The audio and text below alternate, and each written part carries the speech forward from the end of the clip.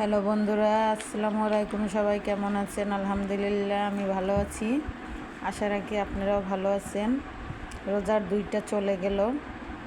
এই যে এই ফলটা আপনাদের শেয়ার করার জন্য আমি ভিডিওটা করতেছি। এই ফলটা হচ্ছে কি যেন নাম, পার্সমম বলে এই ফলটার নাম। বলল দোকানদার, অতটা ভালো আমি বলতেও পারি না, কারণ দেখেন ফলটা দেখতে কত সুন্দর। এই ফলটার যে এত দাম ভাইরে ভাই, এই ফলটা নাকি 1200 টাকা কেজি। আমি আমার স্বামীকে বললাম ওইটা কি ফল। আমার স্বামী এটা শুনি একদম বউরে খাওয়াইয়েই ছাড়বে এই ফল। বউ বইলা কথা, বউ বলছে না খাওয়াইলে যদি বউ মরে যায় তাহলে তো দুঃখটা থেকে যাবে, আফসোস করবে। তাই এই 2টা ফলের দাম হয়েছে ওজনে 350 টাকা।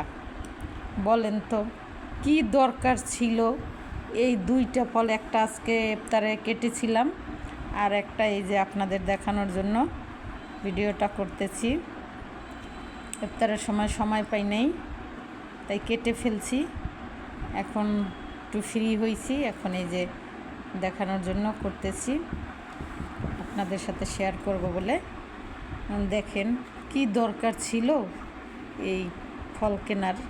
এই 2টা ফলের দাম নাকি 350 টাকা। কেন, কি দরকার ছিল? আমি অনেকবার নিষেধ করছি, উনি বলছেন না তুমি বলছো খাওয়াই একবার, টাকা পয়সায় কি যায় আসে। এই আর কি, এই হলো আমার স্বামীর ভালোবাসা, বুঝতেই পারছেন। আমার স্বামী একটু বেশি ভালোবাসে, তাই যে কোনো জিনিস মুখে বলার আগেই নিয়ে এসে। আর কি বলবো, বেশি বললে আবার আপনারা মাইন্ড করবেন, বলবেন আমাদের স্বামীরা কি আমাদের ভালোবাসে না? হ্যাঁ বাসে, আর সবার জন্যই দোয়া করি যেন সবার স্বামী সবাইকে বেশি বেশি ভালোবাসে, সবার চাওয়া পাওয়া খুব দ্রুত পূরণ করেন ইনশাআল্লাহ। অনেক মজা।